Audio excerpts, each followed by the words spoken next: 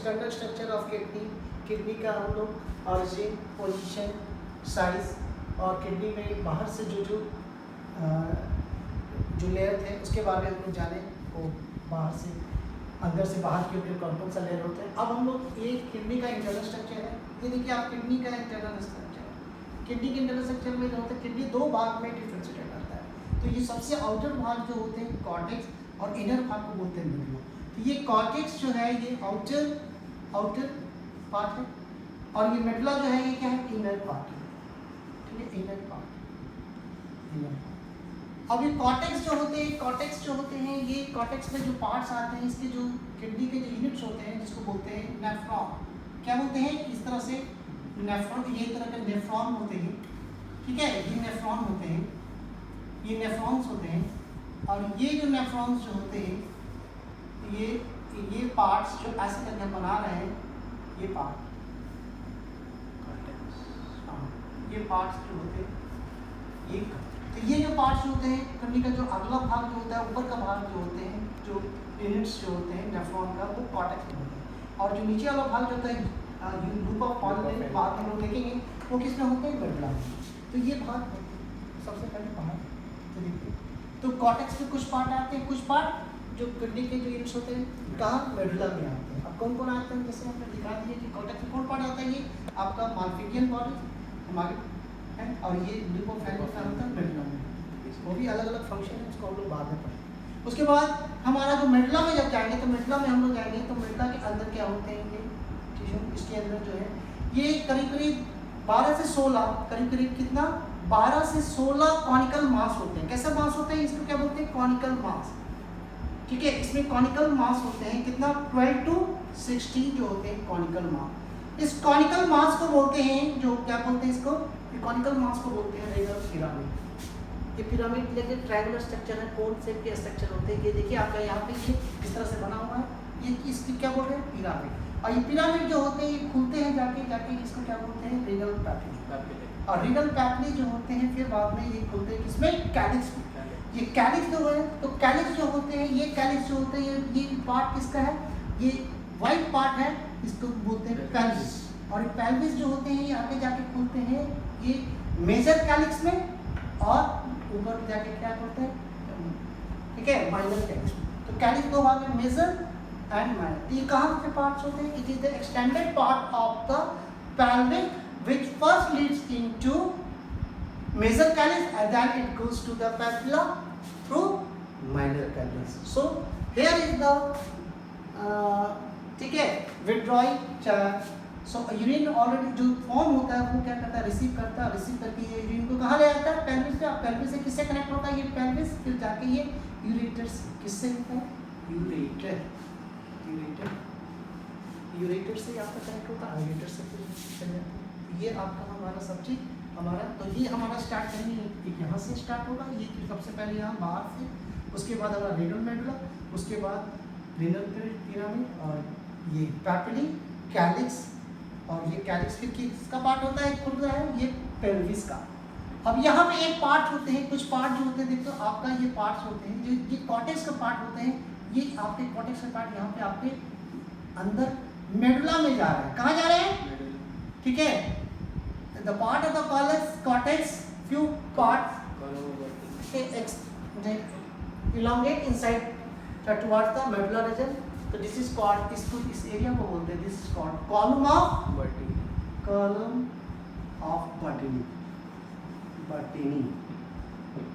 अब ये column of Bartini आप यहाँ से पढ़ेंगे, ठीक है। तो आप यहाँ पे देखिएगा क्वेश्चंस आपके कहाँ से आएंगे, कॉर्टेक्स रीजन में कौन कौन सा पार्ट होते हैं नेफ्रॉन्स का, तो हम यहाँ से क्वेश्चंस आएंगे, ठीक है।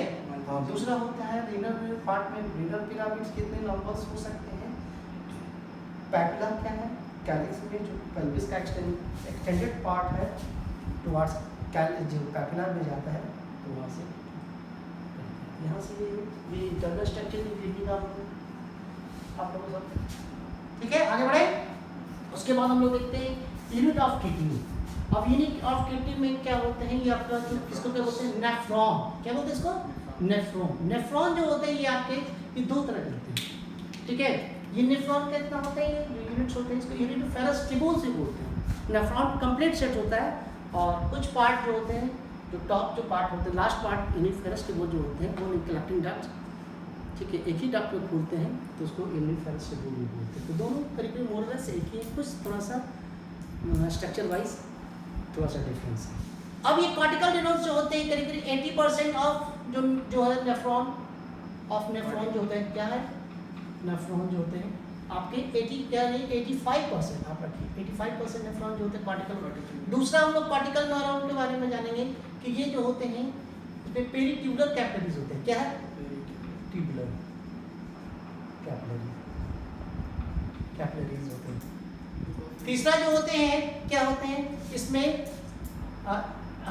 स्मॉल लूप ऑफ हेलने होते हैं, लूप ऑफ हेलने होते हैं। इसमें जो स्ट्रक्चर जो होते हैं, इसके स्ट्रक्चर जो होते हैं,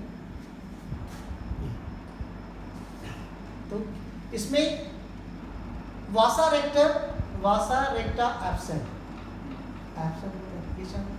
जेस्टा न्यूरॉन में कितना 15% ऑफ टोटल नेफ्रॉन, ठीक है। इसमें पेरिट्यूबुलर कैपिलरी एब्सेंट रहते हैं, तो करें वासा रेक्टा प्रेजेंट। क्या रहता है? वासा रेक्टा प्रेजेंट, ठीक है। इसमें हेलने लूप डीप इंसर्टेड इनटू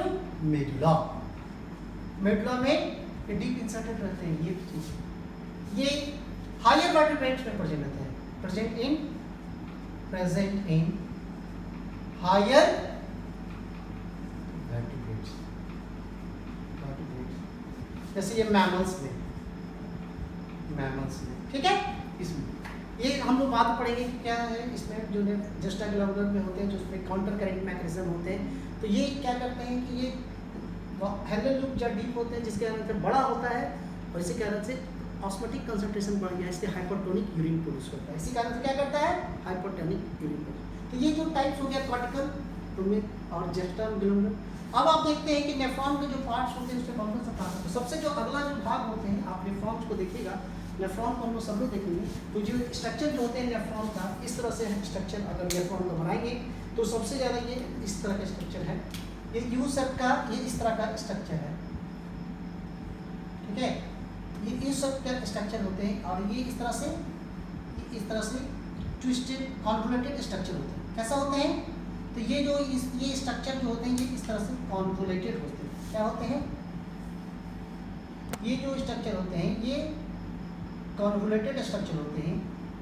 ये जो स्ट्रक्चर जो होते हैं, ये अभी स्ट्रक्चर हम बना रहे हैं, ये जो स्ट्रक्चर है, ठीक है, और ये स्ट्रक्चर फिर ये बाद में इस तरह से खुलता है, ठीक है, ये स्ट्रक्चर। तो ये जो भाग जो होते हैं इसको बोलते हैं, ये बंच ऑफ कैपिलरीज यहाँ पे होते हैं।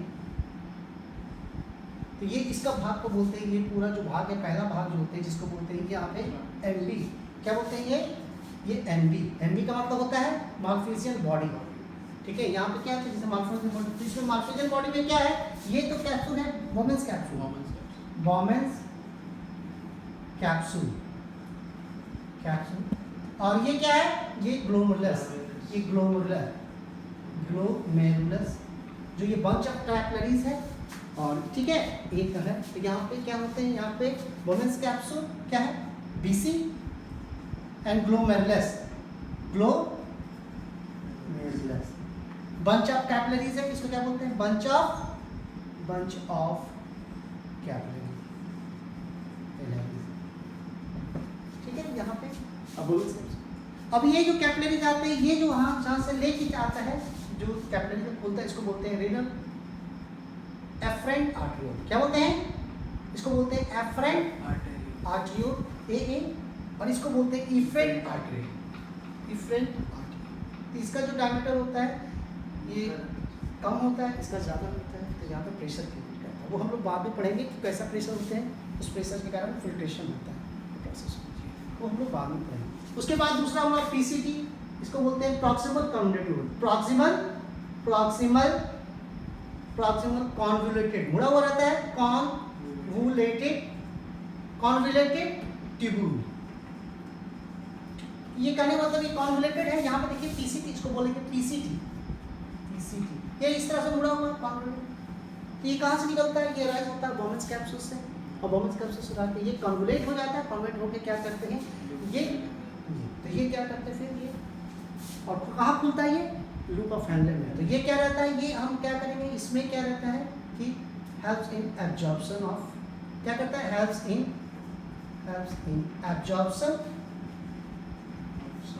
Absorption of water and salt. ठीक है, ये क्या करता है, इसका काम क्या है, ये क्या करता है फिल्ट्रेशन प्रोसेस करता है। क्या है फिल्ट्रेशन, फिल्ट्रेशन ऑफ ब्लड।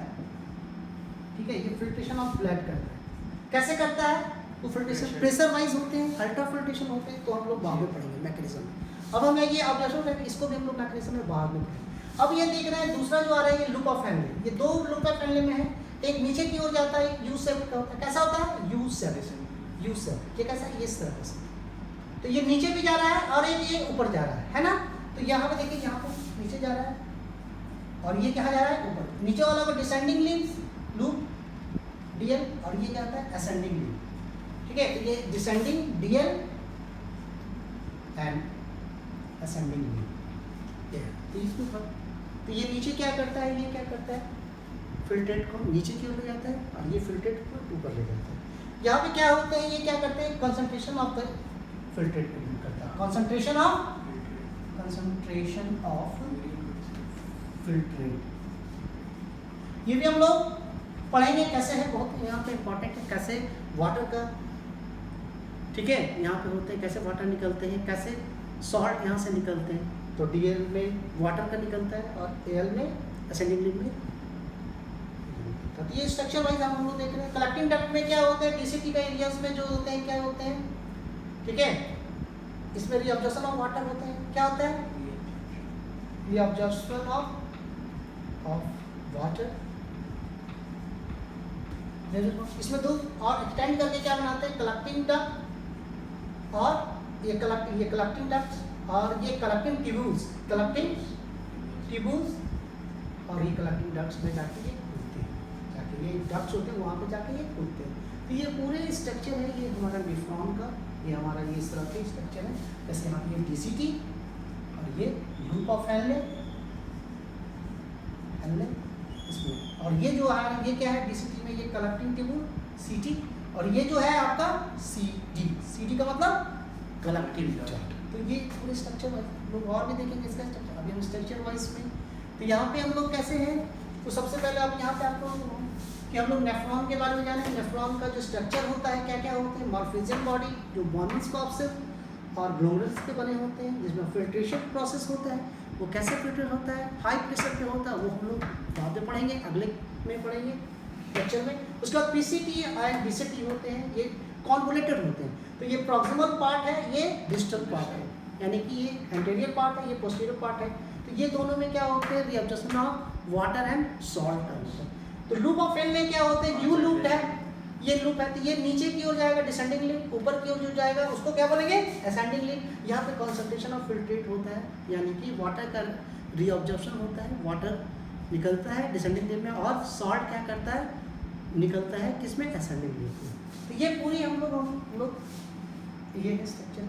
तो हम इसको ये देखेंगे। अब यहाँ से हम लोग देखेंगे कि यहाँ पे क्वेश्चन कहाँ से आ सकते हैं। तो क्वेश्चंस आपके कहाँ आ सकते हैं, ये रीनल कॉर्टेक्स पोर्शन से क्वेश्चन आते हैं कि कौन से मॉर्फिजम बॉडी कहाँ होते हैं, रीनल कॉर्टेक्स या मेडुला में।